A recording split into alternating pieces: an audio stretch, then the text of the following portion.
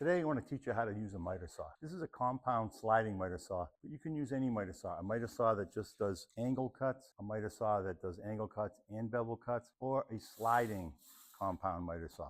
So today I'm going to teach you how to use this safely. So first off, eye protection. Anytime you're using tools in the shop, you should have your eye protection on. No loose clothing. You don't want things hanging down when you're cutting. That seems obvious to me, but make sure you do that. And always check your manual saw. Yours is going to differ probably a little bit from this one, but I'm going to show you how this one works. So the first thing I want to show you is just how to do a simple 90-degree angle cut safely. You can just hold the board with your hand, but make sure that you have your hand over here to the left of the cut if you're cutting with your right hand. If you're cutting with your left hand, you need to have your hand on the right side and your left hand on the saw. Never cross your arms. If you cross your arms, obviously your hand's going to be in the path of the blade.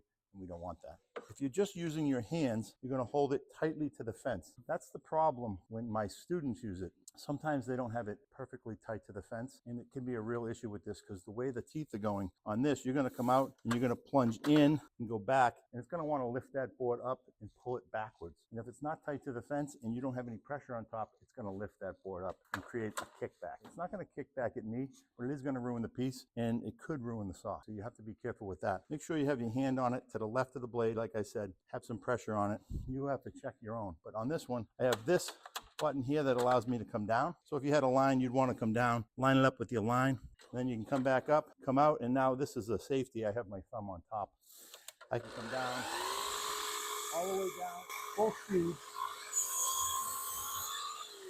and then just nice and easy back through. Make sure you get the saw up to full speed before you make that cut. You don't want to come out and turn the saw on and get right into the piece. Let the saw start up all the way. Your saw might be equipped with a hold down like this one is. This has a nice little hold down that we can turn over here. And in this case, we just push that down, push this down. And now this board is held down fairly tightly. I still would suggest that you have a hand on it while you make that cut. But you could use your hold down just like that. So that was a straightforward 90-degree angle cut. Now to set your angle cuts, your saw may be equipped like this. I'm not sure. This has a lock.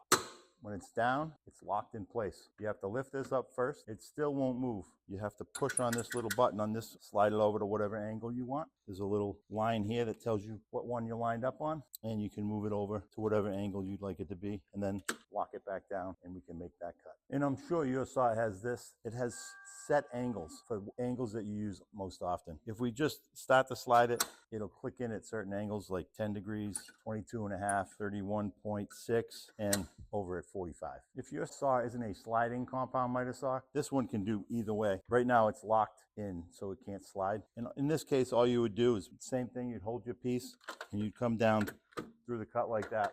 You don't have to come out, go down, and go through. You're just going to come straight down through. Make sure that your saw is up to speed same way. One of your questions might be, how do I angle my saw this way? Well, if your saw has that ability, there's going to be some sort of a lock, probably in the back, that you can loosen. In this case, I just flip this up. I have a knob that I can turn, or I can just lean it. And then when I get to the angle, I lock it back down again. I'm sure your saw has that. Check your manual. Now this saw is positioned right next to my radial arm saw, and the tables are even. So if I'm cutting a long piece, I have a support area. If I didn't have the radial arm saw table, I could use one of these. These are adjustable for different heights. You can just turn this, raise it up or down, make it even with the edge of your saw. You want your board supported when you're making that cut so it doesn't fall off. When we cut on our radial arm saw, we like to put our mark up near the edge where the saw is coming out. In this case, when you lower the miter saw blade down, a lot of times you want to have the saw mark more towards the middle of your piece. That way when you lower it down, it's going to line up. It's something that you'll get used to when you use your particular miter saw. Like I said before, you want to make sure that your saw gets up to full speed before making your cut. Before you reach in for those pieces, make sure it comes to a complete stop. Some additional considerations as far as safety goes, maybe you'd want to wear a dust mask, air protection for your hearing, and possibly hook this up to a vacuum. Most of these miter saws has a spot where you can hook it up to a vacuum. These saws inherently make a lot of dust, and a lot of times these vacuum pickups aren't that great. So it'll pick up some dust, but you probably won't pick it all up. A mask while working on a miter saw, if that's a concern for you, go for it. Now I'm going to make an angle cut. This is locked in place, so I'm going to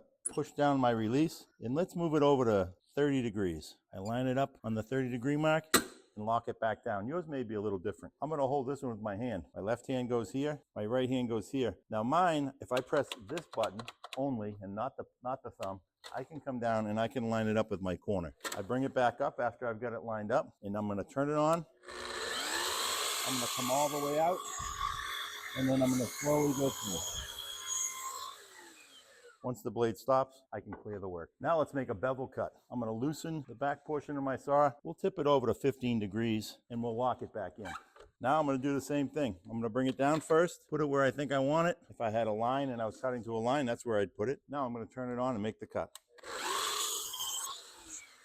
One thing I notice that students do is they come down, but they don't hold it down nice and tight and go through all the way, having it pushed down and back, and they'll let it come up a little bit and they won't make a complete cut. Be sure to put that pressure down all the way through your cut. This one has a couple extra features, which is nice if you're looking to buy one. This one has a depth stop, so I can do a dado cut where I don't go all the way through the piece. I can also turn on a laser that allows me to see both sides of the blade, so it helps me for alignment. Great features. If you don't have to use a miter saw on the job site, I'd say don't use it. If you're cutting 2x stock, I would walk over to the pile of 2x stock and I would have my circular saw and I would make all my cuts over there. If you have a great setup where you have a table with a big long fence that you can put a stop block on and you're cutting all your 2x's to a certain length, then by all means I would use it. But a lot of times these things get taken to job sites and they never get used. You'll cut your rafters and everything right on the pile. You don't have to pick them up, carry them over to the miter saw and make those cuts. I'd say trim work is a great spot. Inside the house, after the house is built, you're going to use this for all your trim work inside the house. As a woodworker in a wood shop, if this is the only saw you have to make cross cuts, then this is a great option, but you have to make sure that you have your board supported. You'll stay a lot safer and things are going to be a lot easier. When you first buy your miter saw,